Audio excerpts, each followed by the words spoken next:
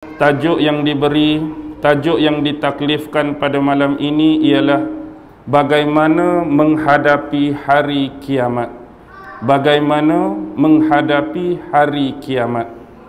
Jadi hari kiamat, hari kebangkitan ataupun hari pembalasan adalah suatu hari yang dijanjikan oleh Allah Subhanahu wa taala secara qat'i dan pasti.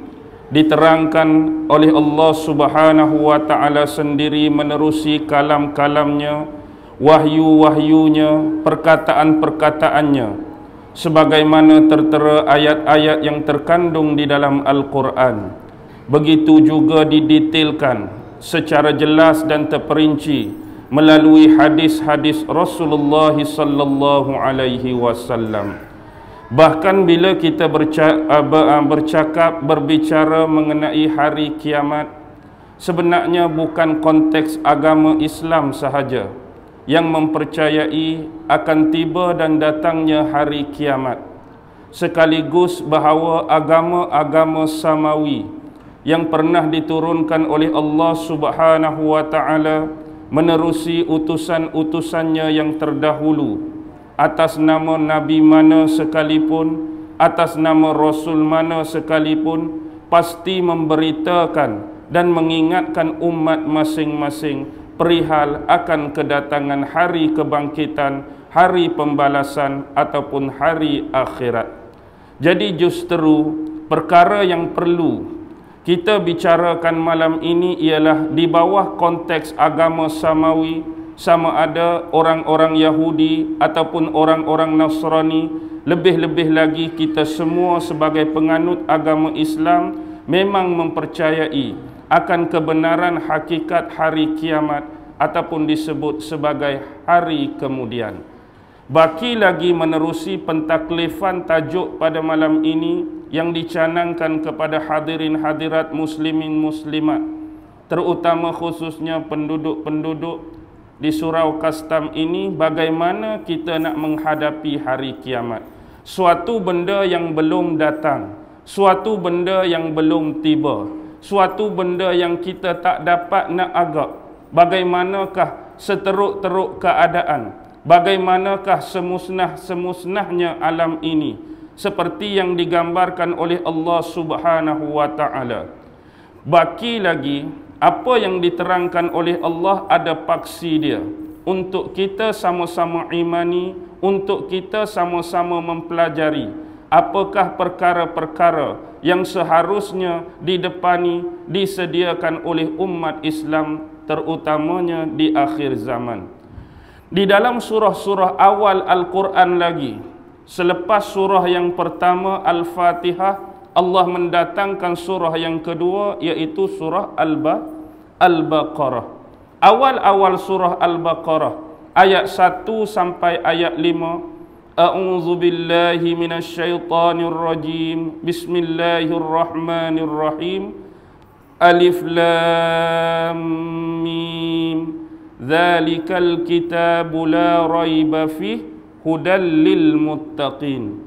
الذين يؤمنون بالغيب ويقيمون الصلاة ومما رزقناهم ينفقون والذين يؤمنون بما أنزل إليك وما أنزل من قبلك وبالآخرة هم يوقنون أولئك على هدى من ربهم وأولئك هم المفلحون. Surah kedua, awal-awal lagi Allah telah mendatangkan kepada kita isyarat-isyarat yang terkandung di dalam satu rukun yang menjadi teras kepada akidah, teras kepada keimanan, teras kepada kepercayaan seluruh umat Islam di atas muka bumi ini. Alif Lam Mim kita serahkan kepada Allah Subhanahu wa taala tentang pemaknaannya yang sebenar. Zalikal kitab la raiba fi hudal lil muttaqin. Itulah dia sebuah kitab, yakni merujuk kepada kitab Al-Quran yang sememangnya dipegang, dipercayai, diakidahi dan diimani oleh seluruh umat Islam di dunia. La raiba fi, tidak ada keraguan padanya. Maksudnya bila umat Islam diminta percaya kepada satu kitab yang pernah diturunkan kepada Nabi Allah Muhammad sallallahu alaihi wasallam, kita kena menerimanya tanpa was-was. Kita kena menerimanya tanpa ragu-ragu. Kita kena menerimanya tanpa syak wasangka. Maksudnya menerimanya sebagai sebenar-benar pemberitaan, sebenar-benar kalam Allah, sebenar-benar wahyu, sebenar-benar perkataan daripada Allah Subhanahu wa taala. Lalu pada ayat yang ketiga di sinilah Allah mula menggerakkan hati-hati manusia dengan memasukkan unsur-unsur keimanan dan akidah tadi. Alladzina yu'minuna bil ghaib, iaitu mereka-mereka yang mempercayai, beriman dengan perkara-perkara yang gaib. Sebab salah satu hidayah untuk kita beriman dengan perkara-perkara yang gaib ialah sebelum ini Allah dah mendatangkan beberapa bentuk hidayah kepada kita. Antaranya sewaktu kita keluar daripada rahim seorang ibu, Allah mula mendatangkan hidayah yang berbentuk fitrah. Tetapi hidayah dalam bentuk fitrah masih mampu tidak mengenal Allah dan agama ini dengan baik. Begitu juga setelah kita menginjak kepada perkara-perkara yang boleh membezakan antara baik dan buruk, kita diberikan hidayah dalam bentuk al-hawas, iaitu hidayah pengurniaan 5 panca indera. Penglihatan pada mata, pendengaran pada telinga, penghiduan pada hidung, perasaan pada lidah, dan berat ringan ataupun keras lembut pada sentuhan kita. Tetapi hakikat yang Allah minta kita beriman dan percaya ialah sesuatu yang bersifat gaib. Bila dia bersifat gaib, hidayah ini pun masih belum boleh menentukan kebenarannya. Sebab sifat mata manusia ada had dia yang dia boleh memandang. Walaupun seolah-olah dekat di sini, kalau ditutup tabir di sebelah wanita, saya sudah tidak tahu apakah perlakuan-perlakuan yang tersembunyi di sebalik tabir ini walaupun dekat. Begitu juga terhalang dengan dinding-dinding dan tembok, mata kita ada terhad. Begitu juga dengan pendengaran kita, ada had suara yang mampu kita boleh capai. Semakin jauh telinga ada had ataupun limit untuk menerima suara dan pendengaran. Begitu juga limitation pada anggota-anggota panca indera yang lain. Jadi untuk menanggapi suatu yang lebih tinggi yang bersifat gaib, maka hidayah bentuk hawas tadi masih belum mencukupi. Lalu Allah bagi hidayah dalam bentuk akal, untuk menimbang baik dan buruk, benar dan salah.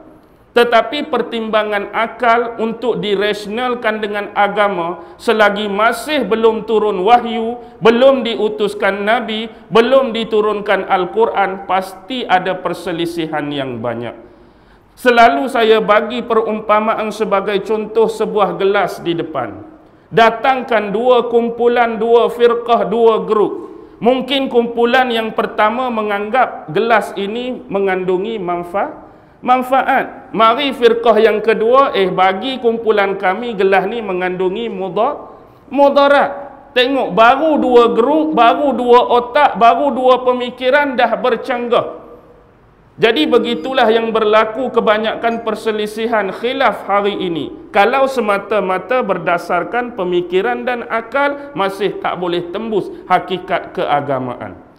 Tetapi sayangnya Allah pada kita kasih dan cinta kepada makhluk ciptaan Dia yang bernama manusia, agar tidak terpandu dalam kesesatan, Allah mengurniakan apa yang dinamakan sebagai hidayah agama. Agama pun mesti ada penerang. Tak cukup datangkan Quran saja, hang baca sendiri, hang hurai sendiri, hang tafsir sendiri, tak boleh juga. Tapi kami datangkan penerang yang bukan pilihan manusia.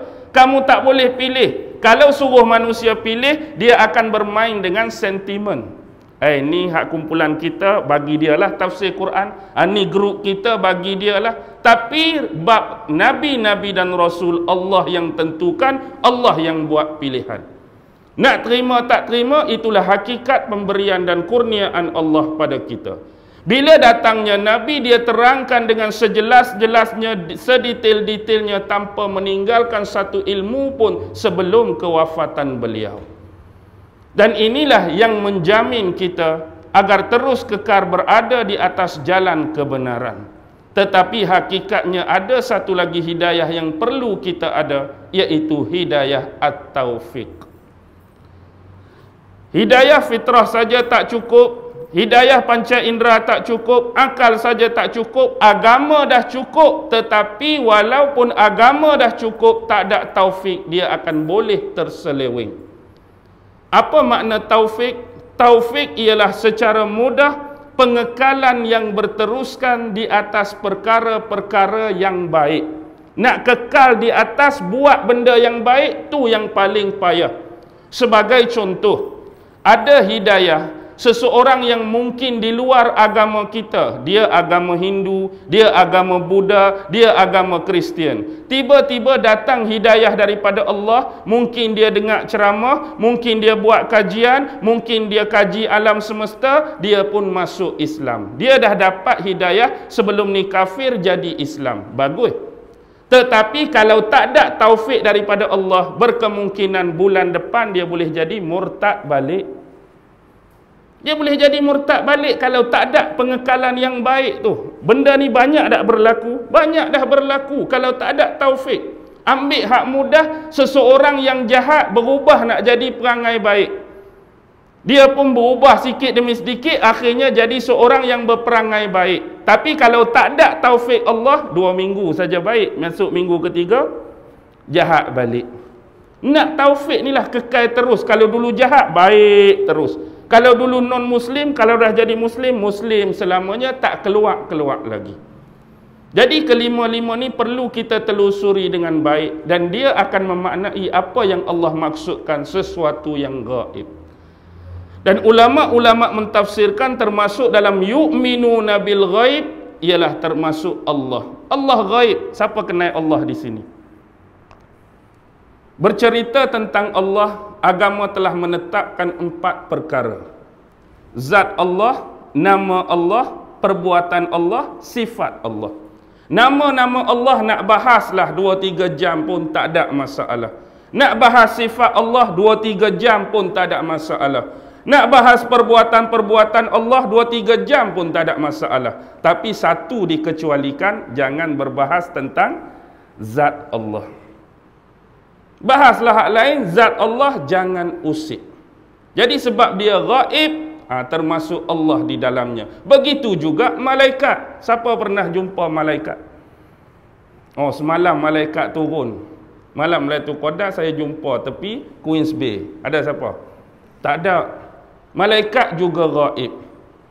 Begitu juga satu lagi benda yang dianggap gaib ialah perkara-perkara yang bersangkutan dengan yang nombor 6, qada dan qadar. Qada dan qadar gaib. Sebab manusia tak boleh tentukan ramalan dan masa depan dia. Apa yang nak berlaku esok, lusa, minggu depan, bulan depan, bahkan lebih dekat 5 minit lagi, apa yang nak berlaku tak ada siapa tahu.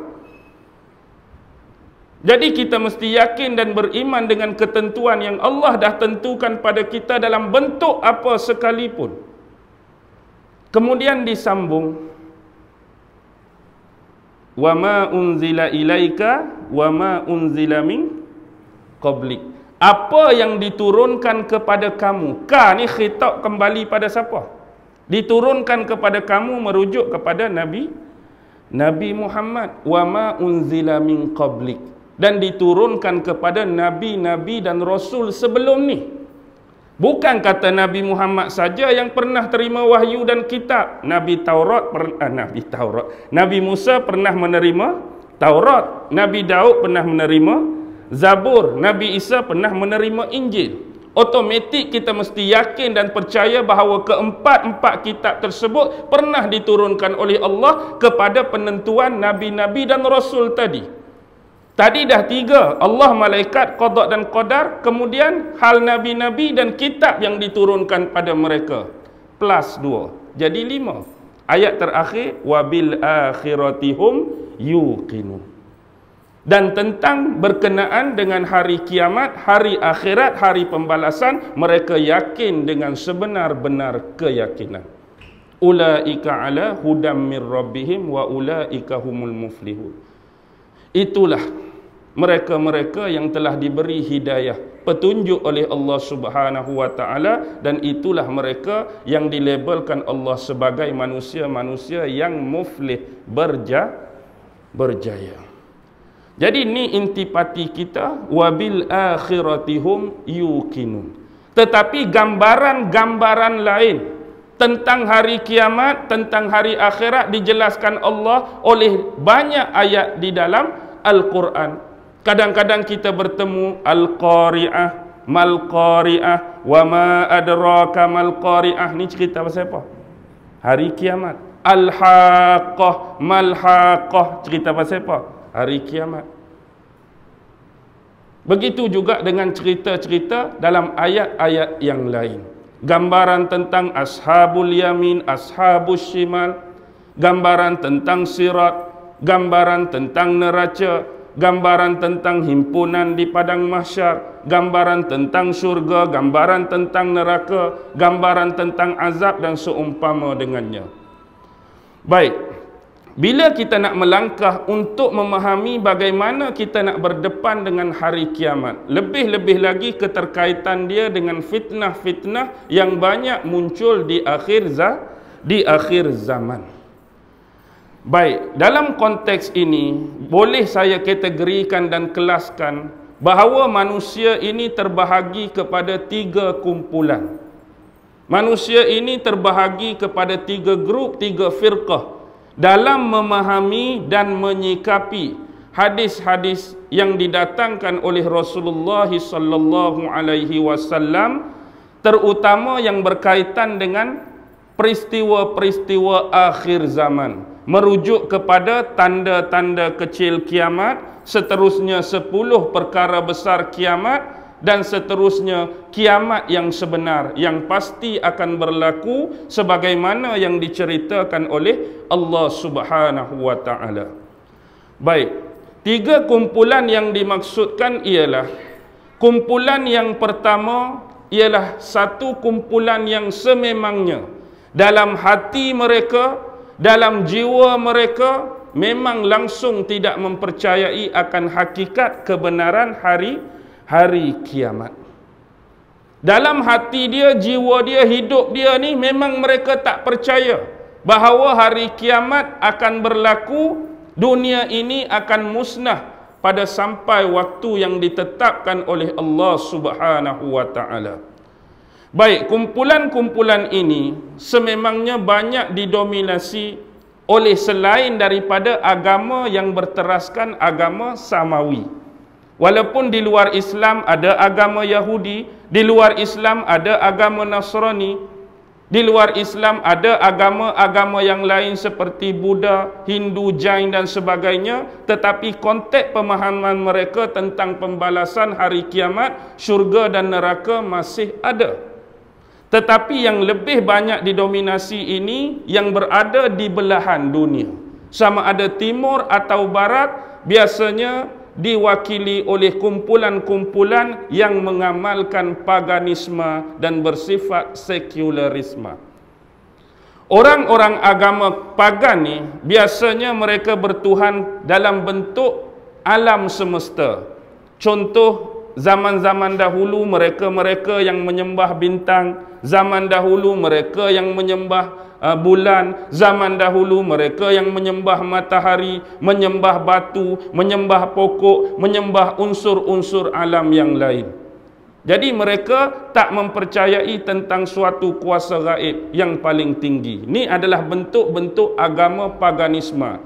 Kalau zaman moden ni dia lebih kepada ism yang dihasilkan oleh pemikiran-pemikiran manusia yang tidak ada campur tangan agama di dalamnya.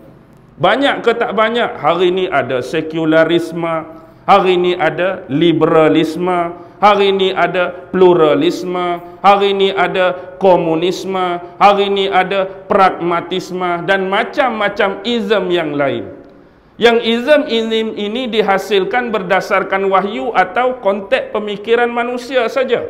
Yang jelas ism ini dihasilkan hanya percaturan pemikiran dan akal manusia yang tidak ada keterlibatan wahyu dan agama Allah di dalamnya. Bahkan penganut-penganutnya tak kurang jumlahnya. Bukan kata ratus, bukan kata ribu, malah berpuluh-puluh ribu penganut kepada izm-izm yang sesat hasil daripada percaturan akal dan pemikiran manusia. Dan tak terkecuali berkemungkinan orang Islam sendiri termasuk antara penganut-penganut izm tadi. Walaupun mereka masih mengaku mereka beragama Islam, dalam masa yang sama hybrid berasimilasi dengan teori-teori atas nama izm-izm, pandangan-pandangan dan pemikiran-pemikiran tadi. Biasanya mungkin banyak berlaku di kawasan Jepun, di kawasan Korea. Ini bentuk-bentuk agama paganisme dulu yang tidak ada dominasi hubung kait dengan agama samawi. Yang dulu boleh kita katakan macam syuyu'iyun, komunis, ataupun umat-umat dahriyun seawal zaman Imam Abu Hanifah. Bahkan orang yang menggunakan konteks akal ni, Allah dah beritakan dalam Al-Quran sejak diturunkan pada Nabi Muhammad dalam surah Al-Jasiyat ayat 24. A'udzu billahi minasyaitonir rajim. Wa qalu ma hiya illa hayatuna dunya namutu wa nahya wa ma yuhlikuna illa ad-dahr. Wa qalu, dan kumpulan-kumpulan ini berkata, ma hiya illa hayatuna dunya namutu wa nahya. Tidaklah kehidupan ini hanya berkisar kepada kehidupan di dunia saja. Hal kehidupan kita sekarang ni hanya melingkupi dan mencakupi hal-hal dunia. Bila kita hidup atas dunia, namutu wa nahya, kita hidup, kita mati. Berhenti setakat tu. Masa kita hidup, masa kita mati. Seolah-olah bagi mereka tak ada perkiraan soal kubur, tak ada perkiraan nikmat dan azab kubur, tak ada perhimpunan di padang mahsyar, tak ada perbicaraan dan diadili oleh Allah, tak menerima kitab sebagai ashabul yamin ke, tak menerima kitab sebagai ashabus shimal ke, tak akan melalui titian sirat dan tak akan berakhir dengan syurga dan neraka. Hidup-hidup, mati-mati, habis lagu tu. Lepas tu lahir hak baru, dia hidup, dia pun akan mati. Lahir hak baru, hidup pun akan mati. Tak ada dah hubung kait dengan alam lain yang dinamakan kiamat. Wa ma yuhlikuna illa ad-dahr. Dan tidak adalah yang akan membinasakan kami, merosakkan kami, menghancurkan kami, memusnahkan kami illa ad-dahr, kecuali masa yang menentukan. Kalau masa ni kami hidup, hiduplah kami. Kalau sampai masa kami mati, matilah kami. Habis cerita. Ini grup pertama yang memang tak percaya dengan hari kiamat. Hari ini boleh kita namakan golongan ini sebagai bukan ateis. Ateis ni orang-orang yang tak mempercayai hal-hal keagamaan. Bagi mereka berteraskan kepada keduniaan, kebendaan dan material semata-mata. Akibat mungkin banyaknya melonjak teknologi-teknologi, ilmu-ilmu, tamadun-tamadun yang menyebabkan akhirnya mereka menolak kepercayaan kepada kebangkitan di hari kiamat. Bagi mereka hanya nak menentukan ramalan dan bentuk kehidupan yang bersifat sewaktu mereka hidup masih di dunia. Sebenarnya gambaran ini Allah dah beritakan berlaku pada zaman Nabi Ibrahim lagi. Cuba kita rujuk dalam Al-Quran kisah Nabi Ibrahim, seorang raja yang hidup pada zaman dia dinamakan Namrus. Namrus, seorang raja yang hebat, mempunyai ilmu pengetahuan yang tinggi. Dia hebat dalam ilmu perbintangan, dia hebat dalam ilmu astrologi, dia hebat dalam ilmu arkitek dan pembinaan. Dan dia juga hebat dalam ilmu palmistri. Banyak kali dah saya sebut dalam kuliah tentang ilmu palmistri. Bila palmistri ni ada hubungan kait dengan kaji bintang, astrologi, astronomi, maka seolah-olah bagi gambaran Namrus, dia mempercayai adanya hakikat penciptaan. Tetapi bagi dia, kalau pencipta tu dia duduk jauh daripada manusia, pencipta ni duduk jauh daripada bumi, hang Tuhan, hang Allah duduk senyap diam-diam, kami duduk atas dunia, biar kami urus sendiri hal kehidupan kami.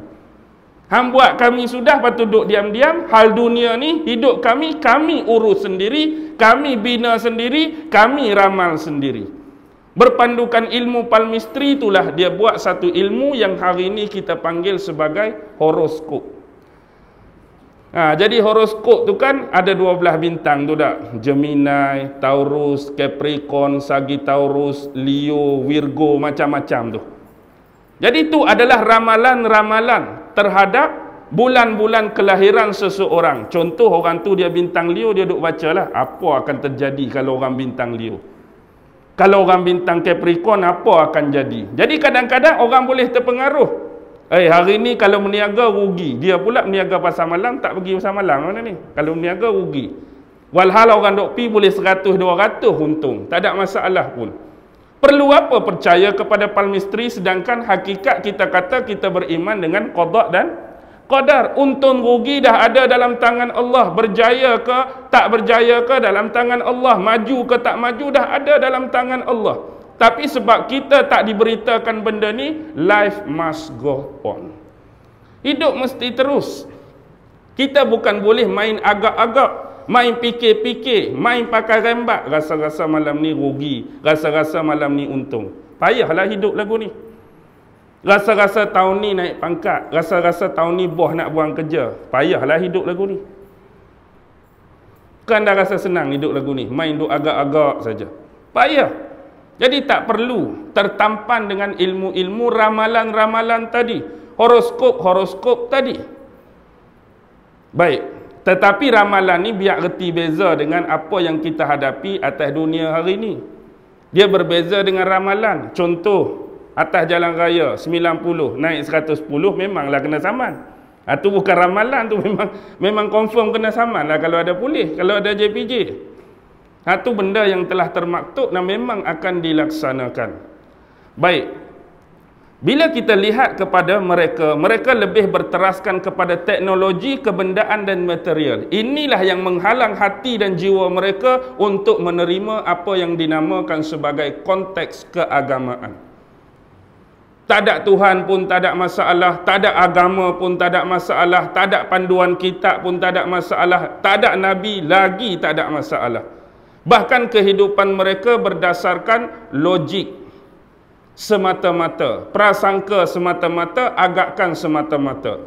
Kebiasaannya orang yang berfikiran macam ni persis mirip kepada golongan-golongan Gipsy. Tahu golongan Gipsy? Golongan Gipsy ni bagi mereka, apa yang mereka rasa baik, itulah baik bagi dia. Apa yang mereka rasa tak baik, itulah tak baik bagi dia. Apa yang mereka rasa betul, betul lah. Apa yang mereka rasa jahat, jahatlah. Kita sendiri yang rasa tak ada panduan. Jadi dalam konteks ini manusia akan haru biru. Sebab akal tadi, contoh berzina. Bagi orang berzina tu dia rasa tak baik, tapi bagi orang lain ada tak akan rasa baik berzina? Akan ada orang rasa baik. Mencuri, ada orang kata tak baik, akan ada orang kata baik. Menipu, akan ada orang kata tak baik, ada orang akan kata baik. Sebab penanda aras dia akal, otak saja. Baik, faham ini adalah kelompok yang pertama. Memang dalam jiwa diri roh mereka langsung tidak mempercayai tentang adanya hari kiamat. Kumpulan yang kedua ialah kumpulan-kumpulan yang sememangnya beriman kepada hari kiamat. Tak kira sama ada mereka Yahudi, mereka Kristian, lebih-lebih lagi kelompok orang-orang Islam seperti kita. Tetapi kumpulan ini pasti akan terpecah pula kepada dua golongan. Maksudnya hak nombor dua pun akan pecah kepada dua pula.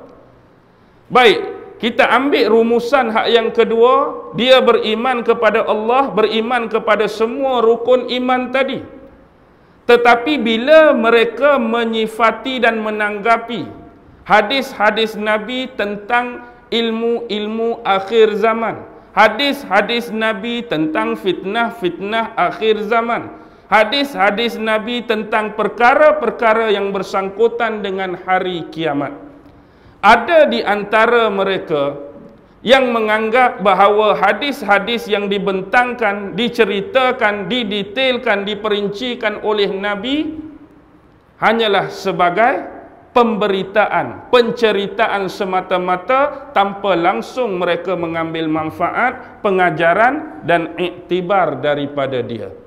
Mereka lebih suka merumuskan bahawa perkara-perkara yang dikaitkan dengan peristiwa akhir zaman adalah kurang realitinya, kurang logiknya dan tidak sesuai untuk dibicarakan dalam kondisi zaman dan waktu ini. Kadang-kadang jiwa orang yang terpengaruh macam kumpulan yang pertama, hidup dia tak kenal Tuhan tapi Islam, hidup dia tak kenal ibadat tapi Islam, hidup dia tak kenal agama tapi Islam. Bila dia terpengaruh dengan material kebendaan dan dunia, maka tampanan-tampanan tadi menyebabkan roh dia kosong. Walaupun masih mengaku sebagai Islam, tapi bila datangkan hadis-hadis Nabi tentang peristiwa akhir zaman, dia menganggap ayat-ayat hadis ni macam tak berapa nak kenal lah. Hadis-hadis ni macam tak logik lah. Hadis-hadis ni macam tak sesuai dan kena pada zaman ni lah. Kita baru nak maju, kita baru nak naik, kita baru nak melonjak, tiba-tiba nak cerita pasal dunia nak hancur, tiba-tiba nak cerita pasal dunia nak musnah, tiba-tiba nak cerita pasal dunia nak berakhir. Tak sesuai. Jadi agama ni landasan dia wahyu ke logik? Nak kira fikir pasal logik, banyak benda tak logik.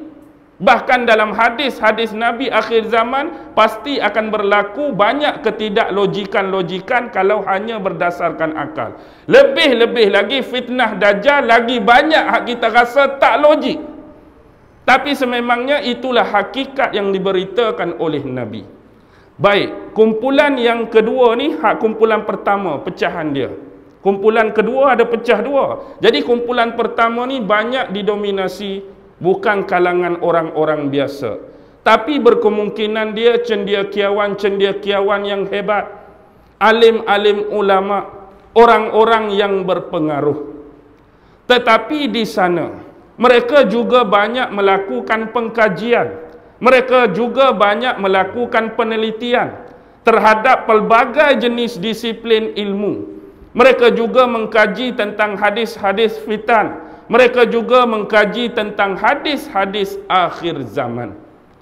Tetapi kadang-kadang macam yang disebutkan di awal tadi, penterjemahan mereka, pemaknaan mereka terhadap berita-berita daripada Rasulullah tadi hanya bersandarkan pada logika semata-mata.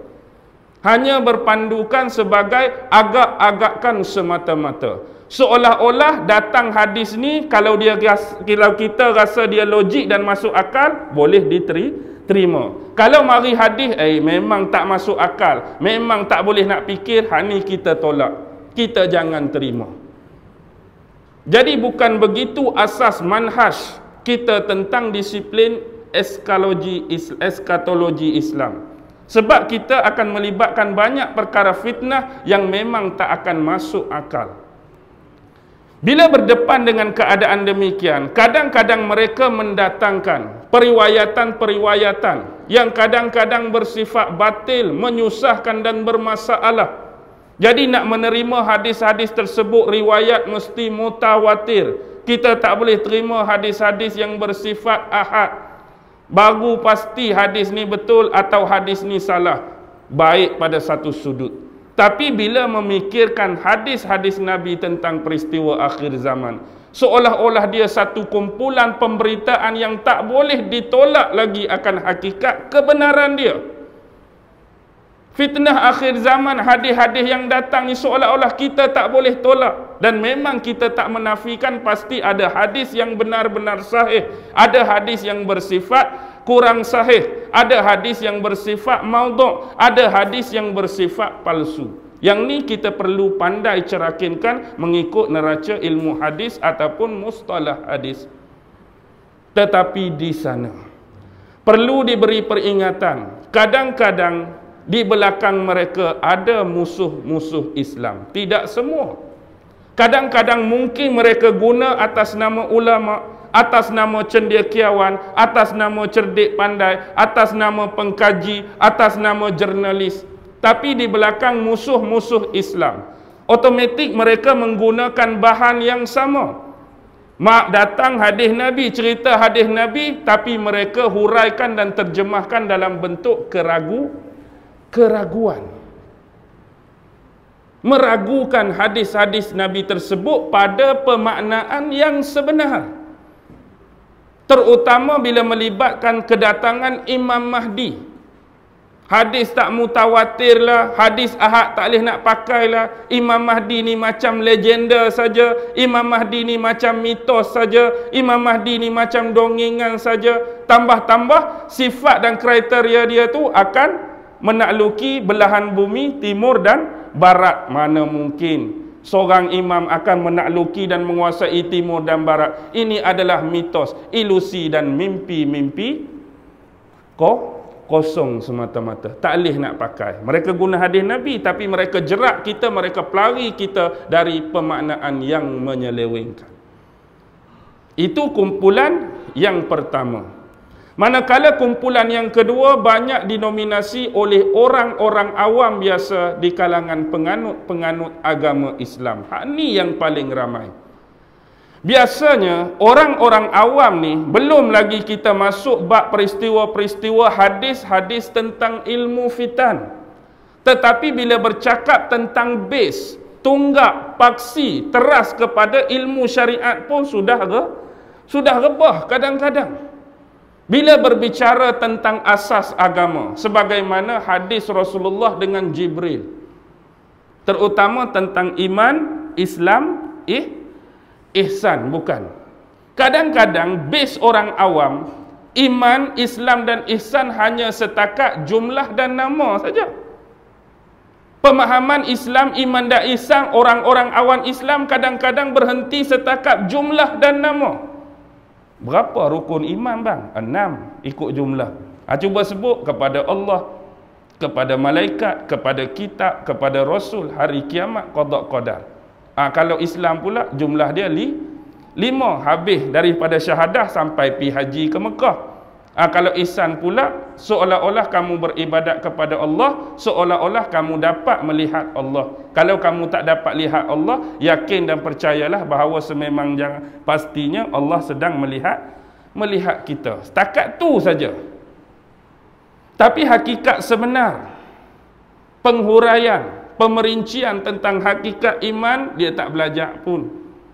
Pemerhatian, pembelajaran tentang hakikat Islam dia tak belajar pun.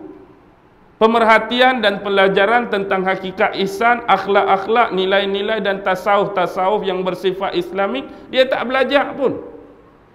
Dia hanya tahu dari sudut jumlah dan penamaan jumlah-jumlah tersebut. Inilah sebenarnya manhaj yang disediakan oleh ulama-ulama terdahulu. Setiap perkara-perkara tersebut perlu difahami, perlu dihayati, perlu dihuraikan. Dan barulah datang pemaknaan dan keinsafan dalam hati kita. Bila sebut tentang Allah, apa yang berkaitan dengan Allah, apa yang wajib bagi Allah, apa yang harus bagi Allah, apa yang mustahil bagi Allah. Contoh dah tu. Jadi hak ni kita perlu buat. Tapi kalau kita tinggal hak ni semata-mata hanya mencakupi jumlah dan nama, kita masih jauh untuk boleh menerima hal-hal yang bersifat fitnah akhir zaman. Sebab ini ada keterkaitan dengan hak-hak Nabi.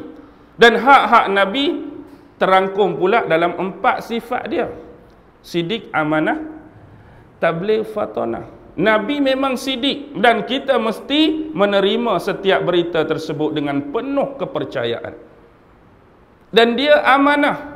Dia tak pernah pun menyembunyikan mana-mana ilmu yang diperintahkan oleh Allah untuk beliau sampaikan dan dakwahkan kepada umat. tabligh, dan dia memang sebenarnya sudah menyampaikan sepanjang hidup dia, dan dia juga bersifat amanah terhadap ilmu tadi. Jadi kita pun sebagai seorang Islam perlu menggunakan keempat-empat sifat Nabi tadi untuk dicontohi dan diteladani. Kena ada sifat benar, kena ada sifat amanah, kena ada sifat menyampaikan, kena ada sifat cerdik. Tapi nak sampai patonah memang tak ada orang. Setakat paling tinggi pun jenius boleh dicapai. Sebab sikap fatonah ni hanya ada pada Rasul saja. Kita kata aku ni hebat betul sampai tahap patonah Nabi dah aku ni mengarut dah. Tak ada fatonah. Nak letak anak nama fatonah boleh, tapi nak capai tahap fatonah itu bukan kita. Setakat jenius abqari boleh. Okey. Dan baik, bila kita membicarakan hal-hal tersebut, bila itulah tahap dia pemahaman tentang iman, Islam dan ihsan, apalagi tentang tema-tema, pengistilahan-pengistilahan yang digunakan oleh Rasulullah, terutama dalam tema-tema akhir zaman. Kadang-kadang bila disebut Dajjal, ada orang tak pernah kenal apa itu Dajjal. Memang kita tak kenal, maksudnya tak pernah, nama apa tu Dajjal, aku tak pernah kenal pun. Orang kata Nabi Isa, mungkin sebab dia hafal nama-nama Nabi. Nabi Isa aku tahu. Bila sebut Imam Mahdi, ni imam mana pula ni? Tak pernah dengar pun nama imam ni. Sebut pula Ya'juj Ma'juj, apa ke nama pula ni? Ya'juj pun dia, Ma'juj pun dia, aku tak tahu apa. Hak tahu nama saja pun dah kira okey. Ni hak bila disebutkan tema-tema, nama-nama khusus pengistilahan tentang hari akhirat, fitnah akhir zaman, dia tak kenal pun. Dan kalaulah dia mengenalinya, kadang-kadang ada di antara mereka yang sanggup membangkang hanya kerana ada sifat-sifat berteraskan macam kumpulan yang pertama berasaskan fikiran logik. Dajjal akan keluar dalam keadaan bermata satu. Rasa-rasa ada kodak ni. Orang biasa mata dua, nak tunggu keluar hak mata satu. Lepas tu Nabi Isa akan turun daripada langit diiringi dua malaikat. Nabi-nabi lain semua mati, rasul-rasul lain mati, ni dah naik agak-agak nak turun balik, macam tak berapa nak percayalah dia nak turun balik. Contoh-contoh. Bila sebut pasal Imam Mahdi, dia akan menakluki macam kita sebut awal tadi, belahan dunia dan akhirat. Jumlah tentera dia pula sejumlah semisal tentera badai 313 nak lawan satu dunia, boleh menang. Senjata apa yang dia nak guna? Dia duk main dengan agakan-agakan tersebut. Ya'juj Ma'juj kata duk dalam benteng Zulkarnain, keluar dah ke tak keluar lagi, duk mengorek lagi ke duk tak korek ke, duk relax ke, duk tidur ke. Benda-benda ni bermain dalam fikiran ada sesetengah orang awam biasa. Kalau hanya berpandukan logik, bila disebut Dajjal akan keluar, seolah-olah pemberitaan tentang Dajjal, dia tak akan ambil endah, dia tak akan ambil tahu, dia tak akan kaji, dia tak akan analisis perkara yang dia buat. Kalau Dajjal akan keluar, aku tunggu Dajjal nak keluar bila. Kalau turunnya Nabi Isa, aku tak perlu tahu kenapa Nabi Isa perlu turun, bumi mana Nabi Isa nak turun, pasal apa dia patut turun, untuk apa dia turun. Yang pasti bila pun dia nak turun, mana pun dia nak turun, aku hidup zaman tu, turunlah dia. Imam Mahdi pula, kalau aku hidup zaman tu ada sungguh, aku percayalah. Kalau tak ada, aku boleh gelak kat geng-geng hak duk cerita macam-macam kat dia sebelum ni. Lepas tu cerita pasal Ya'juj Ma'juj, gambaran-gambaran pelik lah. Hak korek bumi ni ada muka macam reptilian, ada muka macam raksasa, ada kuku, mata merah, macam-macam lah pula cerita yang dibawa. Jadi ini adalah gambaran-gambaran berasaskan logik dan pemikiran semata-mata.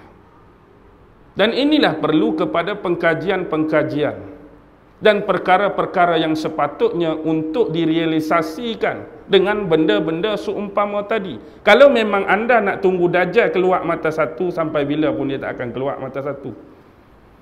Itu hanya simbol, perlambangan, majaz. Laisa bihaqiqah, bukan hakikat. Tapi simbol-simbol dia, lambang-lambang dia, tanda-tanda dia, anda boleh saksikan di mana-mana pun sekarang. Sebelum dia muncul bawa fitnah dia yang sebenar, anda boleh nampak di mana-mana saja ada simbol-simbol tersebut. Betul ke? Betul? Betul. Di mana-mana pun ada. Begitu juga kalau nak bermain dengan logik. Bila dia keluar satu hari yang pertama bersamaan dengan setahun. Masa nak bergerak lagu mana ni? Satu hari bersamaan dengan setahun.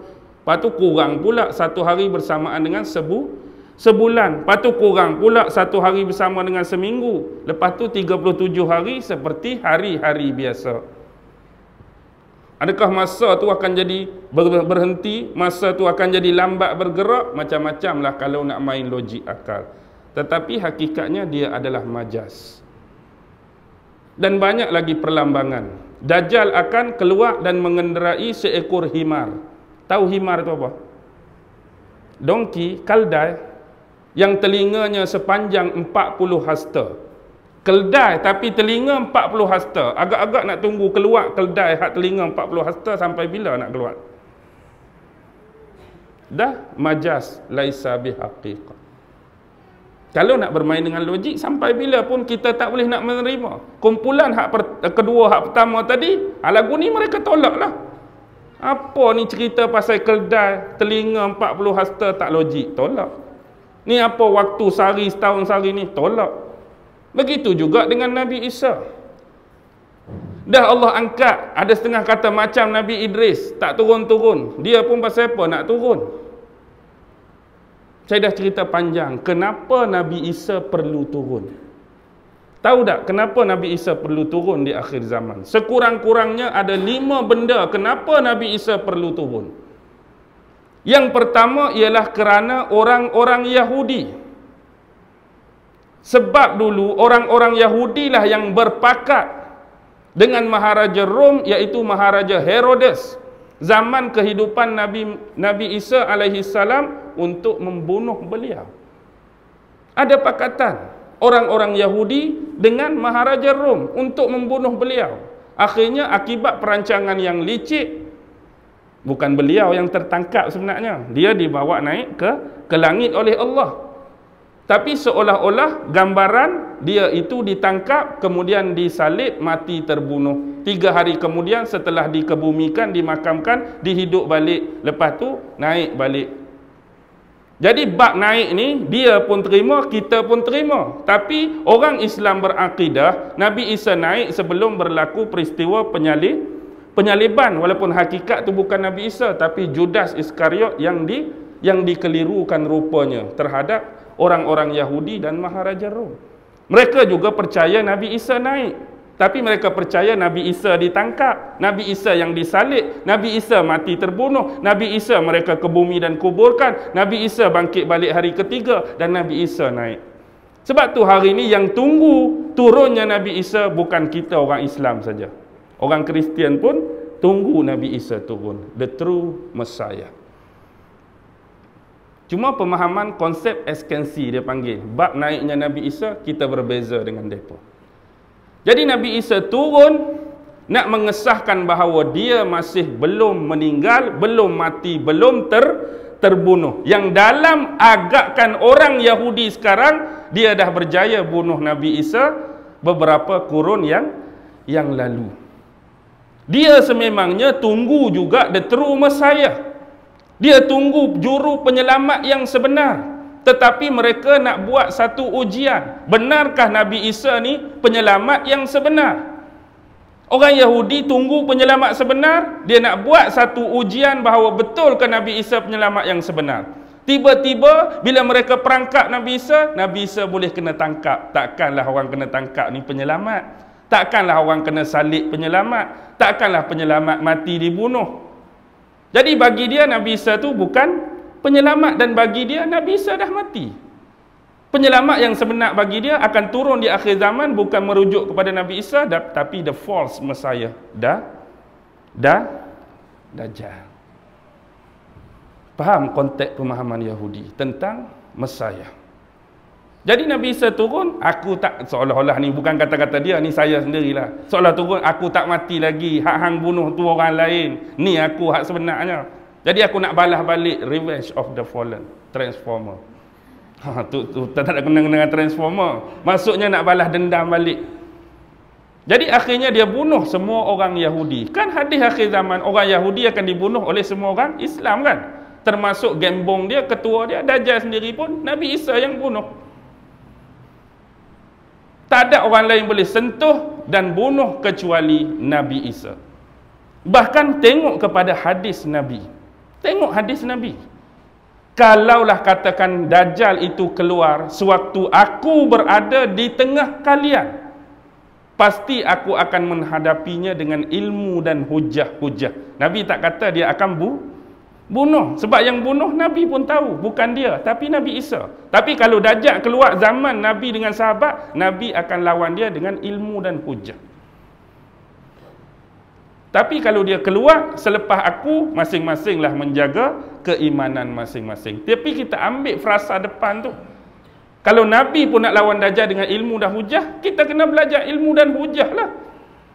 Tu je kita boleh buat. Tak ada siapa kata, kalau Nabi Isa tak turun pun aku rasa aku boleh bunuh Dajjal. Hang tak payah merapu lah. Hanya Nabi Isa yang bunuh Dajjal. Satu, untuk Yahudi. Yang kedua, dia perlu turun untuk orang-orang Kristian lah. Yang klaim dia tu anak Tuhan. Dia nak perbetulkan balik. Mereka dah menyifatkan dia dengan satu sifat yang tak layak. Akidah Trinity tu. Pasal apa nak kata aku ni anak Allah, sedangkan zaman hidup aku, hayat aku tak pernah sebut pun aku ni anak Allah. Tapi lepas dia mati, akidah baru yang dimunculkan ialah dia anak Allah. Jadi bila dia keluar, dia akan perbetul balik akidah yang selama ini disesatkan oleh orang-orang Yahudi. Sebab agama Kristian ni bukan orang Kristian yang buat, orang Yahudi. Siapa? Paul tu kan. Saul tu yang buat, untuk menyesatkan orang-orang Kristian. Jadi dia turun, dia akan mematahkan tiang-tiang salib. Maksudnya dia akan menghapuskan akidah-akidah Trinity. Dan dia akan membunuh semua babi-babi yang ada. Macam tak ada kerja lain tak? Turun tu nak cari babi, nak bunuh babi saja. Hakikatnya yang terselindung, babi tu biasanya yang bersifat halal ke haram? Haram. Maksudnya di sini, dia akan menghapuskan benda-benda yang haram dan tak elok, dan akan menghidupkan benda-benda yang halal. Kemudian dia akan menghapuskan cukai-cukai. Kalau ada GST masa tu, GST pun kena jugalah. Tak tahulah, sajalah tu kan. Melawak. Maksudnya dia hapus cukai. Maksudnya zaman dia penuh kemewahan, penuh keamanan, penuh kebahagiaan di bawah pemerintahan dia. Dan dia juga turun atas sebab yang ketiga, sebab zaman hidup dia. Bila diturunkan Injil pada dia, di dalam tu ada sifat-sifat umat Muhammad akhir zaman. Bila dia baca sifat umat Muhammad, Nabi Isa berdoa pada Allah agar menjadikan dia juga sebagai umat Nabi Muhammad. Dia hanya baca sifat umat Nabi Muhammad hebat, bagus. Dan kalau boleh, ya Allah, aku nak termasuk dalam tu. Lalu kita kata peristiwa naik tadi sebagai penentuan jelas kepada hal tersebut. Jadi Allah naik dia. Bila dia turun, dia menjadi salah seorang umat Nabi Muhammad. Dan dia adalah sahabat yang terakhir meninggal.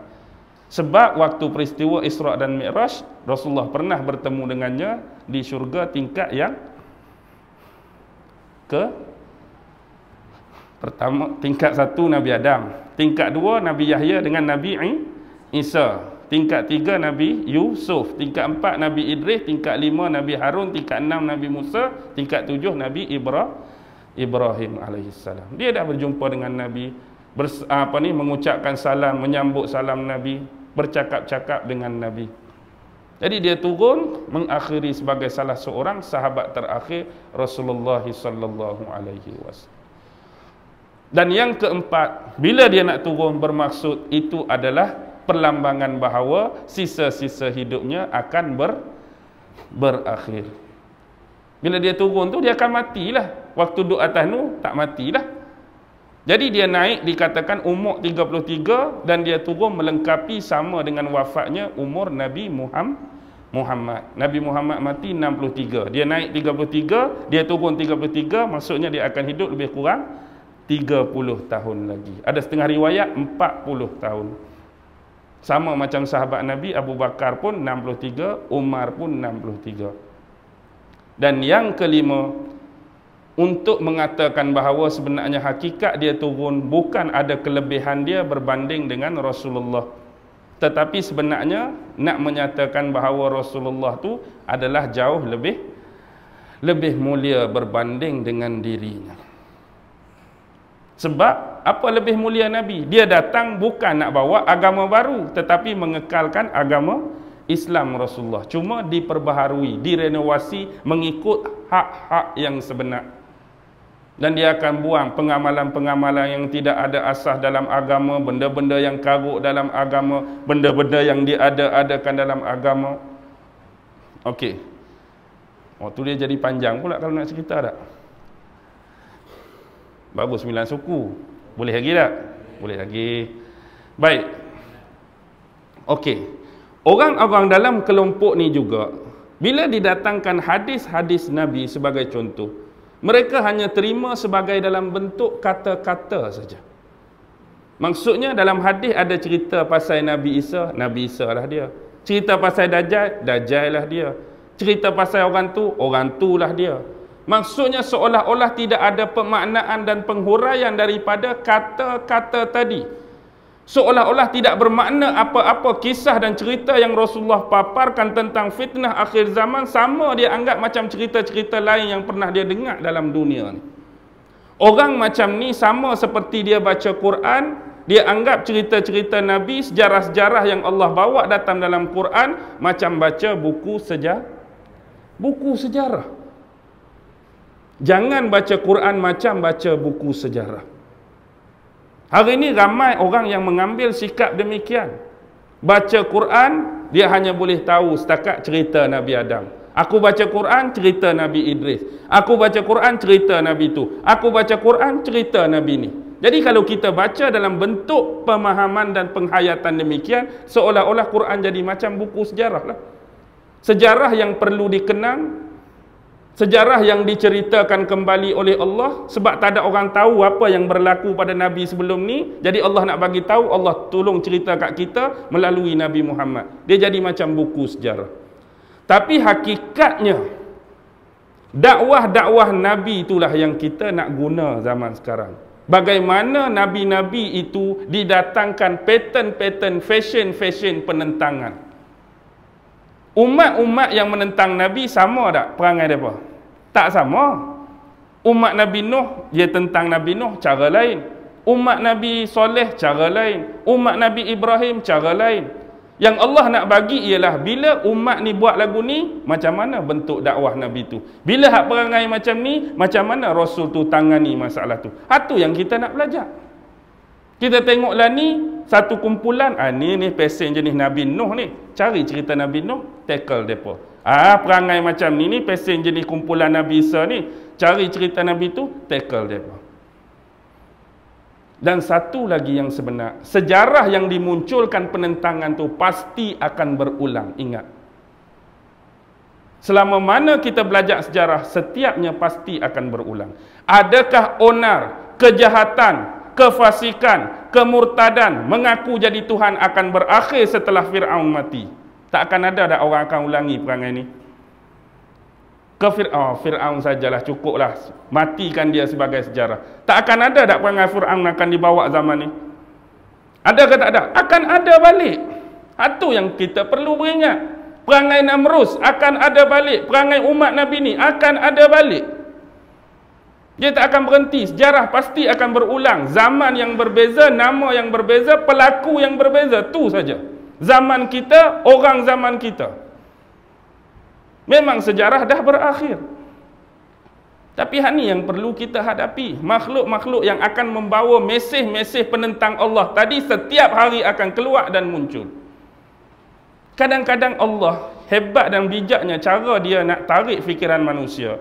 Kadang-kadang orang tak percaya Nabi, Allah tarik dalam bentuk lain, bentuk makhluk dia yang lain. Cerita Nabi tak mau percaya, cerita Nabi tak mau dengar. Kadang-kadang Allah datangkan dalam bentuk haiwan dalam Quran. Remeh tak nak letak. Kadang-kadang Allah letak surah nama labah-labah. Ada tak? Ankabut. Kadang-kadang surah nama lebah, An-Nahlu. Kadang-kadang cerita pasal kaldai. Ada tak? Kadang-kadang cerita pasal anjing. Ada Allah sebut babi, ada Allah sebut kuda, ada Allah sebut labah-labah, ada Allah sebut nyamuk. Dalam Al-Baqarah, innallaha la yastahyi an yadriba masalan ma ba'udatan fama fawqaha. Sesungguhnya Allah sesekali tidak pernah akan rasa malu untuk mendatangkan perumpamaan semisal cuma seekornya nyamuk. Kadang-kadang manusia ni orang cakap dia tak reti, tapi Allah bagi misal, Allah bagi perumpamaan. Hang tak percaya keagungan dan kekuasaan aku, cuba kaji tentang haiwan-haiwan tadi. Akibatnya berapa ramai pengkaji, profesor yang hanya kaji bab binatang alam semesta, dia dapat hidayah Islam. Dia boleh terima bila dia kaji relate dengan ayat Quran, betul sungguh. Bila dia kaji relate dengan ayat Quran, betul sungguh. Kadang-kadang hidayah bukan melalui manusia, tapi melalui binatang, tumbuhan dan alam semesta. Allah bagi jalan tu. Hebat. Dan bila terlibat dengan unsur alam semesta, garapan ini difahami dengan baik oleh musuh Islam, akhirnya tercetuslah apa yang dikatakan re-evaluation. Lalu timbullah teori evolusi. Darwin cetus. Sebab nak menafikan konteks-konteks yang Allah minta cari hidayat tadi.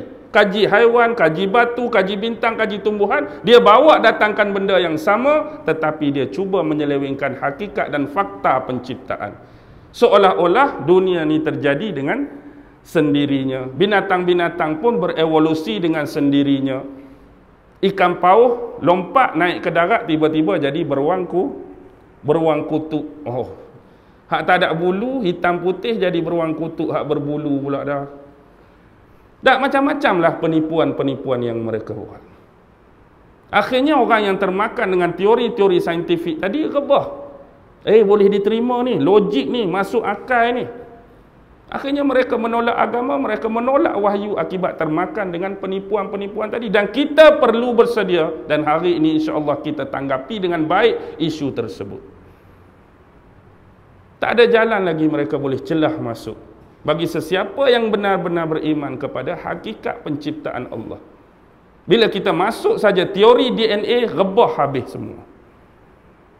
Teori DNA saja rebah habis semua. Skala-skala yang terkandung dalam atom-atom, zarah-zarah, sub-atom dalam DNA tak akan pernah merubah secara evolusi. Beruk tak akan pernah akan jadi manusia. Hak beruk jadi manusia memang keturunan dia sajalah. Kita tak akan pernah. Kau abang nak mengaku, keturunan saya dulu chimpanzee. Hak tu pula keturunan dia gorila. Hak ni keturunan dia King Kong. Macam-macam. Tak ada orang nak mengaku. Kalau hati kita jernih, walaupun didasarkan rasional dengan logik akal pun tak ada siapa nak mengaku keturunan asal kita adalah binatang. Baik. Nampak? Nah, ini antara kumpulan yang kedua. Tak ada asas bagi dia nak menerima. Kalau kita hari ini baca sebagai kitab sejarah, memang kita rebah. Tapi kita perlu berhadapan dengan situasi-situasi dan suasana-suasana tadi. Sebab fitnah cukup gelap. Fitnah cukup kelam. Sebagaimana saya ambil pemaknaan daripada hadis Nabi, bersegeralah kamu dalam beramal soleh. Nabi suruh bersegera buat amal soleh, buat perkara yang baik sebelum datangnya fitnah. Kerana fitnah yang datang itu seperti potongan-potongan dan kepingan-kepingan malam yang gelap gelita.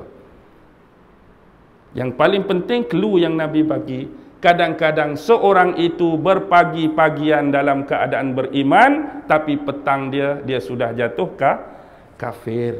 Pagi beriman, petang dah jadi kafir. Dan kebalikan daripada itu sambungan hadis, pagi kafir, petang beriman.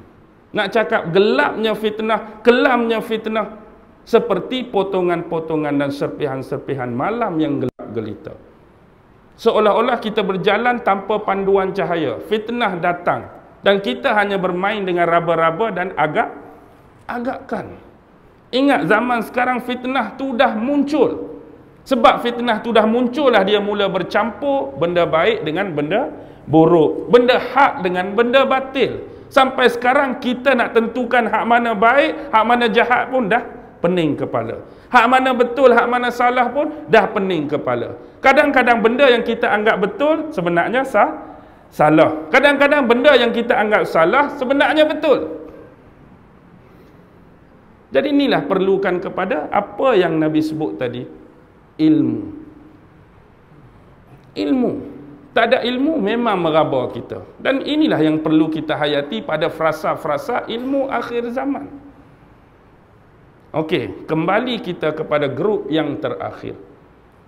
Grup yang terakhir ialah grup yang mempercayai tentang kebangkitan hari kiamat, percaya akan berlakunya hari kiamat, dan mereka dapat menerima segala nas-nas yang datang daripada Al-Quran berkaitan akhir zaman, hari kiamat, dan mereka dapat menerima dan menyikapi dengan baik nas-nas daripada matan-matan hadis Nabi dan sunnah-sunnah Rasulullah.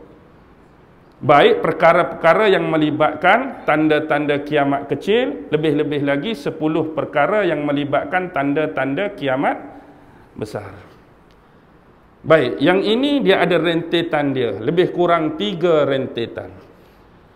Yang pertama ialah ada sesetengah kumpulan yang pada skop ini mereka percaya kepada ayat Quran, mereka percaya kepada nas Nabi.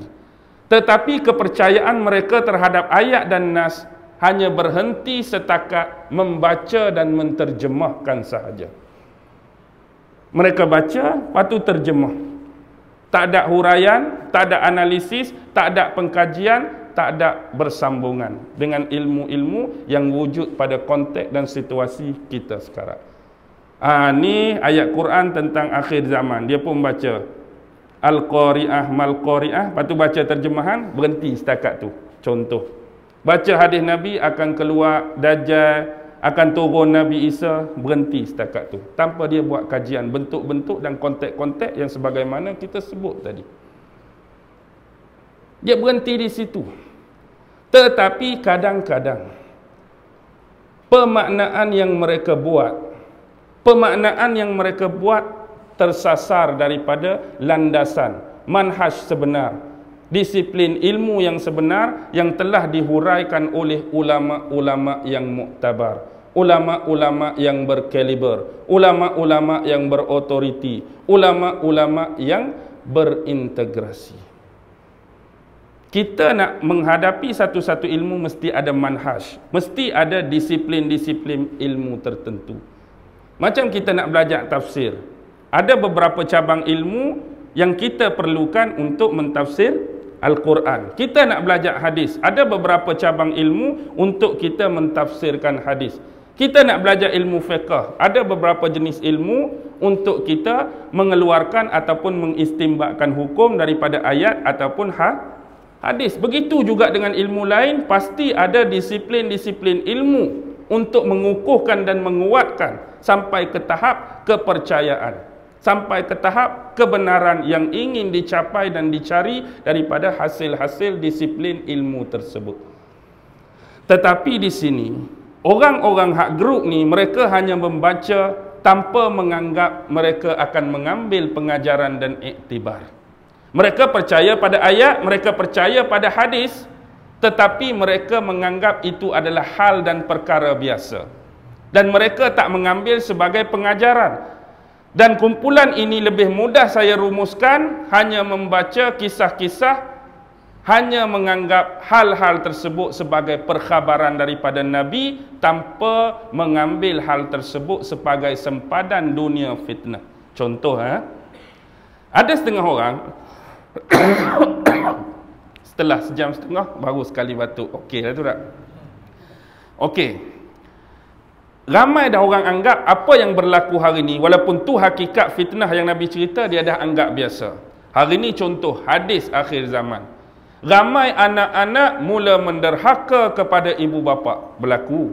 Tapi dia anggap biasa. Dia tak anggap perkara tu penting. Bagaimana aku ni hidup, nak halang kalau boleh daripada anak aku terjebak daripada menderhakai aku dan mak dia. Apa yang kita buat? Jadi dia sekadar baca, akhir zaman ni anak-anak akan derhaka. Setakat tu. Tapi jalan-jalan nak tak mau bagi anak kita derhaka pada kita, anak derhaka pada mak, tak ada. Di akhir zaman, ramai orang akan minum khamar tetapi tidak lagi dinamakan sebagai khamar. Orang minum arak tapi tak nama arak dah. Mungkin nama tu, nama ni. Hakikatnya kita sedang minum arak. Macam-macam jenama lah ni. Ni bukan jenama arak ni. Ni bukan toddy ni. Ni bukan brandy ni. Bukan whisky ni. Boleh minum kot. Padahal musuh sedang menipu kita. Kita pun minum. Dan kita anggap benda tu biasa. Ada tanda halal. Ada cok halal. Boleh minum. Biasa. Kita tak beringat tentang hadis tu.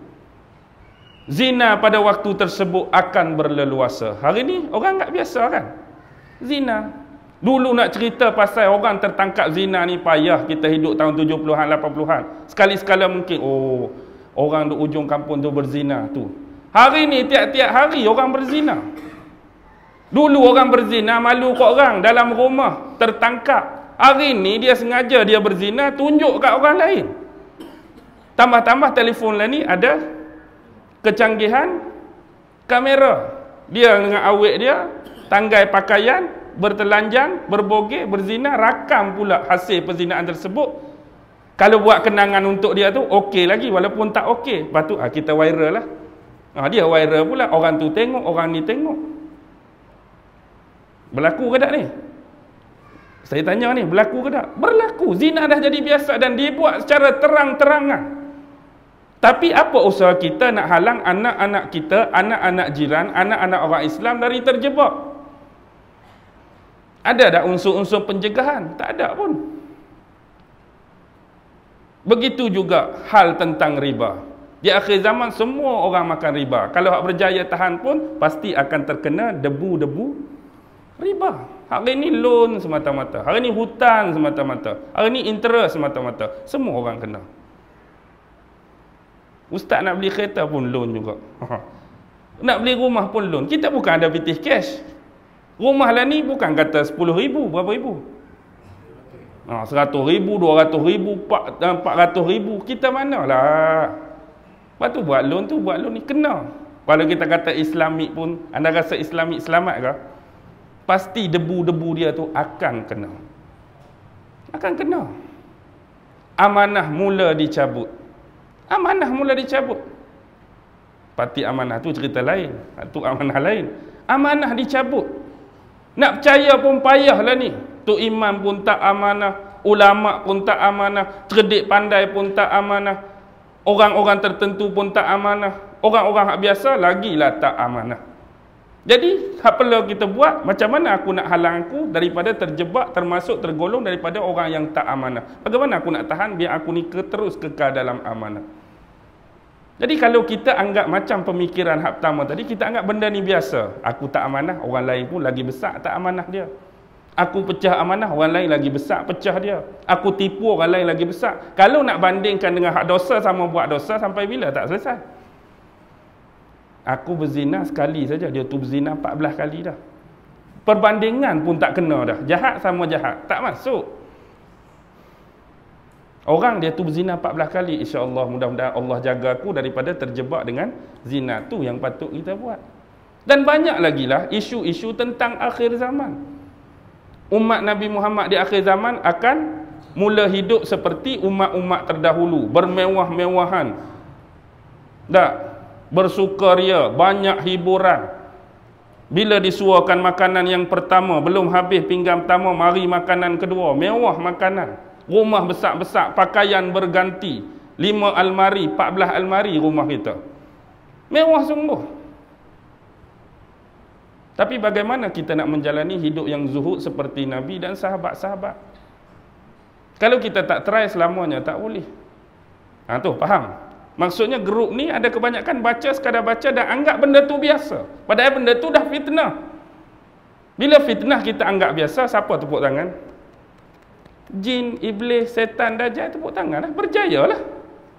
Kan tu janji iblis, nak menyesatkan cucu cicit keturunan Nabi Adam, nak bawa sekali dengan dia dalam neraka. Inilah zaman fasa terakhir nak memperbanyakkan jumlah list nama-nama ahli neraka sekali dengan dia. Dia tu hak confirm dah. Ni kita ni hak tak jelas lagi syurga ke neraka. Jangan terjebak. Lepas tu contoh yang kedua, tentang permusuhan utama Islam dengan Yahudi. Kita dengan Yahudi dah lama dah. Al-Baqarah 120, walan tarda ankal yahudu walan nasara hatta tattabi'a millatahum qul inna hudallahi huwal huda wala in ittaba'ta ahwaahum ba'dallazi ja'aka minal ilm ma laka minallahi min waliyyin walal.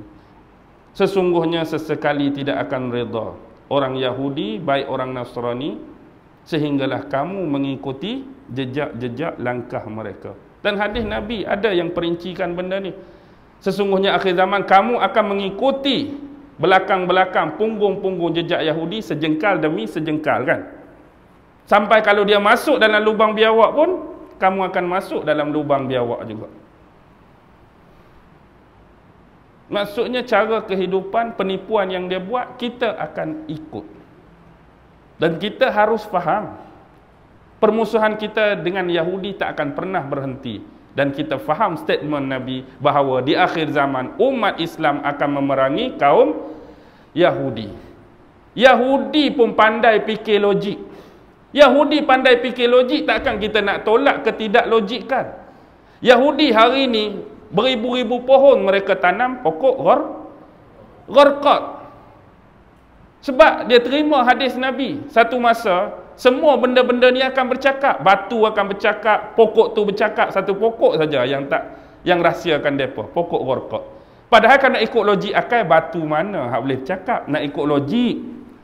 Tapi Nabi cerita takkan nak bangkang. Pokok mana hak boleh bercakap, rumput mana hak boleh bercakap, tumbuhan mana boleh cakap. Tapi dah ni hadis Nabi, benda tu akan berlaku. Nak ikut logik, kita tolaklah hadis ni. Sebab tak logik pokok bercakap. Faham tak? Tapi Yahudi boleh faham. Sebab tu dia tanam pokok gharqad. Dia terima tak hadis Nabi? Dia terima. Ingat, mereka lebih mendalami hadis-hadis Nabi tentang peristiwa akhir zaman. Berpandukan hadis Nabi lah mereka bersedia. Hari ni mereka buat bunkers. Tahu bunkers? Macam tempat yang mereka gali dah bawah tanah tu persediaan hari kiamat. Maksudnya kalau hari kiamat pun bom ke meletup ke, hak belah atas saja. Hak dalam tu dia selamat lagi. Perang tu mungkin selamat lah, tapi hari kiamat kepala otak hang kalau selamat. Hari kiamat lingkup semua, bunkers ke, tua bunker ke, semua sekali. Hari kiamat, sebut saja hari kiamat. Langit akan runtuh, bulan, bintang, bumi akan digulung, ombak bergelombang. Selamat ke duduk dalam bunker? Tak selamat. Tapi itulah kalau nak bermain dengan asas pemikiran dan logik sampai bila pun. Tak boleh ke nak mengambil pelajaran daripada si Yahudi tersebut. Hari ini mereka bersedia dah tanam pokok gharqad. Baik. Satu contoh. Bila kita tengok Yahudi demikian, maksudnya dia percaya atau tak percaya pada hadis Nabi? Dia percayalah tu yang dia tanam tu. Kalau dia tak percaya, dia buat dak je. Dia buat dak je. Itu yang dia nak tunggu tu. Tu yang dia nak bina kembali kuil ataupun haikal Sulaiman di atas tapak Masjidil Aqsa tu. Itu yang duk korek-korek bawah tu, nak suruh runtuh Masjidil Aqsa, dia nak bina kuil Sulaiman. Sebenarnya kuil Sulaiman tu nak tunggu the false Messiah. Sebab dia kata the true Messiah Nabi Isa dulu tak boleh percaya, mati dah. The false Messiah tu dah Dajjal lah akan memerintah di bumi Palestin akhir zaman. Turun Nabi Isa, Imam Mahdi ada, mereka lepas Nabi Isa bunuh Dajjal akan memerangi orang-orang Yahudi. Lepas tu akan wafat dua-dua tu, Imam Mahdi pun akan meninggal, Nabi Isa akan meninggal, disambung oleh khalifah terakhir. Kemudian lepas pada khalifah tu, itulah di gambaran hadis Nabi bahawa umat masa pada itu sudah tidak kenal lagi tentang hakikat agama. Jahil sungguh dah. Bila dah jahil sungguh, memang sampai masa dah untuk Allah melunaskan tentang akhir jangka hayat sebuah planet yang bernama bumi. Okey, baik. Bila kita relate dengan Al-Quran, nak main logik, ada seorang Nabi nama Sulaiman. Antara kelebihan dan mukjizat dia boleh berbicara dengan haiwan. Logik akal mana ada orang boleh cakap dengan haiwan. Tapi hakikat itulah yang Quran cerita. Kenapa kita mesti tolak sedangkan orang Yahudi memanglah mengagungkan Nabi Sulaiman. Sampai ke dia nak bangun pun nama kuil Sulaiman. Dia boleh percaya bahawa kemampuan seorang manusia boleh bercakap dengan haiwan. Atas nama mukjizat. Bahkan hari ini mereka kaji dari sudut saintifik, mampu atau tidak sebenarnya manusia bercakap dengan haiwan. Sebenarnya manusia bercakap dengan haiwan dah tak jadi pelik sebab Allah cerita. Hak jadi pelik bila haiwan mampu memahami percakapan manusia. Hari ini nak membenarkan cerita Nabi Sulaiman, perlu ke tak cari cucu cicit keturunan semut hak bercakap dengan dia dulu baru nak percaya? Mana cucu cicit keturunan semut hak bercakap dengan Nabi Sulaiman? Aku nak tanya sendiri. Cari-cari jumpa keturunan tu. Tok hang dulu zaman Tok hang tu bercakap dengan Nabi Sulaiman. Baru nak percaya kah? Nak perlu cari cucu cicit keturunan burung merpati hak berteluk depan gua Nabi sewaktu nak hijrah baru nak percaya berlakunya peristiwa hijrah. Nak perlu cari cicak mengkarung hak timbul tapak kaki Nabi ke? Nak tanya dia dulu ke baru nak percaya cerita pasal Nabi hijrah? Nak tanya burung Hudhud ke? Keturunan dia ke? Hal dia sembang dengan Ratu Balqis dan bawa balik berita Nabi Sulaiman baru nak percaya? Nak cari cucu cicit keturunan unta hak bercakap dengan Nabi tu kah baru nak percaya Nabi bercakap dengan unta? Nak cari baka-baka pokok tamar hak bercakap hak menangis pada Nabi tu kah baru nak percaya pokok tu menangis pasal Nabi tak guna dia dah? Kalau ada, saya pun nak baka pokok tu dah. Anda rasa tak mau kah? Zamri nak ada baka pokok hal Zamri nak. Nak tunggu tanya benda-benda tu ke sampai bila kita nak boleh bercakap dengan haiwan? Ni adalah ayat Tuhan.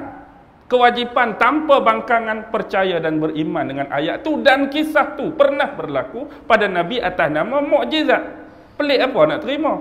Tadi kata beriman kepada Rasul. Bila beriman kepada Rasul, taklukkan bawah pada huraian dia, mesti terima semua mukjizat-mukjizat yang Allah kurnia dan bekalkan pada Nabi tu. Hanya nak percaya, aku percaya Sulaiman tapi mukjizat dia bercakap dengan binatang macam tak logik, tu merapu dah tu. Yang terakhir, kelompok yang paling selamat. Kelompok yang paling selamat ialah kelompok yang mengambil nas-nas hadis daripada Nabi dan mereka menyikapi dengan sebaik-baiknya. Maksud sebaik-baiknya, mereka mencari hujah-hujah, bukti-bukti dalil yang benar-benar pasti dan qat'i datang daripada Nabi. Sebab bila sebut pemberitaan daripada Nabi, mesti ada yang sahih, mesti ada hadis hasan, mesti ada hadis dhaif, mesti ada hadis palsu. Yang dhaif, yang palsu tak payahlah. Ambil hak sahih, ambil hak hasan, ambil yang boleh diterima. Kadang-kadang orang nak menguatkan hujah dia bukan kata hadis dhaif, sampai khobar-khobar Israiliyat, khobar-khobar daripada kitab lain pun dia campur adukkan semata-mata nak menguatkan hujah dia. Saya dah cerita semalam di Pajak Song bagaimana cara kita berinteraksi dengan kitab-kitab sebelum ni selain daripada Quran. Hari ini apa yang datang dalam Taurat dan Injil tiba-tiba ada bersamaan dengan Al-Quran dan Sunnah Nabi, boleh pakai ke tak boleh pakai? Kita baca Taurat, kita baca Injil, kita baca Quran dengan hadis pun ada benda dalam tu. Boleh pakai ke? Tak boleh pakai? Boleh pakailah.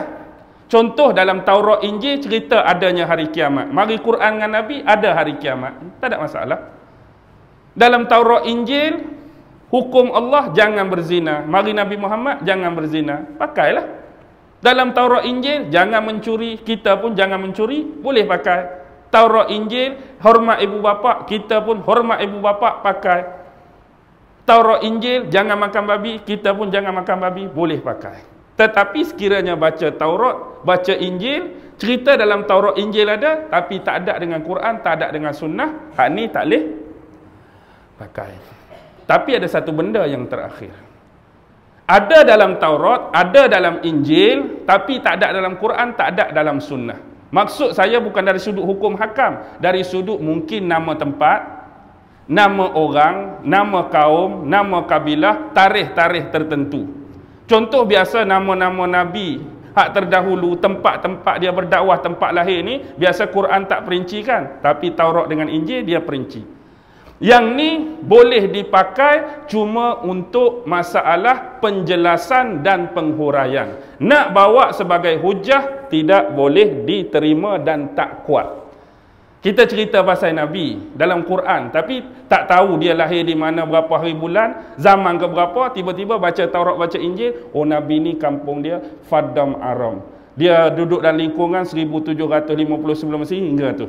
Sebagai penjelasan dan huraian tak ada masalah. Tapi nak terima dia sebagai bukti dan hujah yang kukuh, boleh faham? Okey. Selesai. Tu hubungan kita dengan kitab-kitab samawi terdahulu. Baik. Kembali kepada konteks tadi. Dan orang-orang demikian mereka harus memahami dengan nas yang sahih. Kadang-kadang sebab campur hak karut ni lah, banyak berlaku macam-macam. Dia baca hadis Imam Mahdi, dia baca tentang sunnah Imam Mahdi, dia campur sifat tu sifat ni, akhirnya dia mengaku dia Jesus the Christ pun dia, Nabi Isa pun dia, Merung Mahawansa pun dia, Raja Kedah Asal pun dia, Hatu pun dia, semua dia. Siapa yang tolong buat pelik kereta dia pun saya tak tahu. Orang kata tulis aku ni, kawan tu pun okey saja, alright, janji dapat duit. Tengok bila dah sampai taksub, dia tengok contoh sikit dari luar. Nabi apa? Nabi pula Imam Mahdi dari luar, dia pun tengok, oh aku dari luar, ada dah tu sikit-sikit. Lepas tu hidung mancung, kebetulan dia hidung mancung, oh aku pun hidung mancung. Lepas tu dia ambil lah karakter-karakter tu, ada bersamaan dengan dia mula nak claim dah. Semudah itu. Hakikatnya Imam Mahdi, dia kenal tak dia tu Imam Mahdi? Dia sendiri pun tak tahu. Orang lain yang memperkenalkan dia, orang lain yang angkat dia, orang lain yang tonjol dia. Tapi kalau hari ni ada siapa-siapa, tak ada orang bagi tahu pun, dia sendiri claim dia Imam Mahdi. Itu tanda-tanda awal. Memang dia tu dah mula mengarut. Kalau kita tengok ciri-ciri dia, macam mana? Kita jangan ambil dari sudut peribadi. Sifat-sifat dalam hadis Nabi tampan pada dia. Masuk ke tak masuk? Tak ada lah hadis dia akan datang naik kereta Kia ke, tak ada kan? Walaupun dia pakai Kia Sorento ke Kia apa, nampak Kia saja. Lepas tu hak mengaku jadi Nabi, ramai ke tak? Ramai. Imam Mahdi ramai, mengaku Nabi Isa ramai. Padahal Nabi Isa tak turun lagi. Dia bila masa turun dari langit tak tahu nak mengaku jadi Nabi Isa. Dia duduk belakang perumahan custom, tiba-tiba mengaku Nabi Isa. Bila tanya, bila hang turun dari langit? 2 bulan lepas. Contohlah tu. Tak boleh pakai lah. Kalau bab nak mengaku ni, kerana hanya ada sedikit persamaan yang kita agak-agak lalu nak dilabelkan kita lah sosok tubuh yang dimaksudkan, minta maaf lah. Payah kita nak terima. Tak, kalau contoh saya pernah sebut sebelum ni, kalau nak kira lah bodoh-bodoh dah, nak buat lucu-lucu dari luar. Aku rasa aku pun dari luar ni kan. Satu dah. Hidung mancung. Hidung mancung tak berapa mancung. Lepas tu telinga pepes. Tahu telinga pepes? Orang biasa telinga cuping dia menurun. Ni telinga pepes ni. Nak tengok cuping telinga lagu ni? Biasa orang lagu tu kan? Pasal apa telinga saya naik? Tak, kalau kata nak mengaku. Telinga pepes. Saya ada, akulah Imam Mahdi. Minta maaf lah, tak payah. Tak payahlah. Benda-benda lagu tu akan ditentukan oleh Allah. Dia akan diislahkan oleh Allah cuma dalam satu malam. Mungkin sebelum ni dia orang biasa macam kita, hidup di kalangan kita, dan kita kenal dia sebelum ni berperawakan berbeza dengan selepas dia diangkat jadi Imam Mahdi. Kita akan jadi macam terkejut, tak sangka rupanya dia. Walaupun sebelum ni ada orang dah kenal dia, tapi tak ada pun ciri-ciri dan tanda dia tu akan jadi orang besar dan hebat di akhir zaman. Jadi ulama-ulama lah, wali-wali Allah lah yang akan angkat dia di Hijr. Di Hijr mana? Sudut mana nanti? Di Hijr Ismail ke? Di Rukun Yamani ke? Ataupun dekat dengan Hajarul Aswad. Masa yang menentukan. Moga-moga hadis-hadis yang berkaitan dengan akhir zaman harus difahami, dihayati dan diaktualisasikan. Maksudnya aktual kita ambil cakna, aktual kita ambil pengajaran, aktual kita ambil iktibar, bukan sekadar baca atas bentuk kata-kata, bukan sekadar baca hanya untuk faham, tapi kita kaji, kita analisis untuk berdepan dan menampan diri kita daripada fitnah-fitnah yang semakin luas. Tambahan pula gambaran tadi, fitnah tu seperti pekatnya malam. Siapa-siapa pun boleh terkena dan siapa-siapa pun boleh jatuh dalam lubang. Saya rasa letih dah ni. Boleh berhenti dah kah? Boleh dah kot malam ni insya-Allah dah. Dah nak buka pukul 10 dah. Jadi apa-apa kekurangan tu saya minta maaf lah. Terbatuk cuma sekali kira okey lah tu kan. Jadi insya-Allah kalau rasa nak pi lah malam esok. Mana Mat? Malam esok Masjid Timah. Tipu daya Dajjal 3.0. Kalau ada kelapangan, kalau tak ada kerja, ada masa, rasa nak dengar, boleh pi. Itu pun kalau Allah takdirkan esok tu sihat dan umur masih panjang. Sebab kita tak tahu apa yang berlaku di depan kita. Apapun kita mengharapkan yang terbaik daripada Allah, semua dihidayahkan dengan jalan petunjuk dan kebenaran. Lebih-lebih lagi berada dalam fasa-fasa terakhir fitnah akhir zaman. Allahumma salli ala Sayyidina Muhammad. A'udzu billahi minasyaitonir rajim. Bismillahirrahmanirrahim. Allahumma innaka ta'lam anna hadhihi al-quluba qad ijtama'at ala mahabbatik waltaqat ala ta'atik wa tawahhadat ala da'watik wa ta'ahadat ala nusrati syari'atik. فوسك اللهم رابطتها وأدم ودها واهدها سبلها واملأها بنورك الذي لا يخبو واشرح صدورها بفيض الإيمان بك وجميل التوكل عليك وأحيها بمعرفتك وأمتها على الشهادة في سبيلك إنك نعم المولى ونعم النصير وصلى الله على سيدنا محمد وعلى آله وصحبه وسلم والحمد لله رب العالمين. الله أكبر.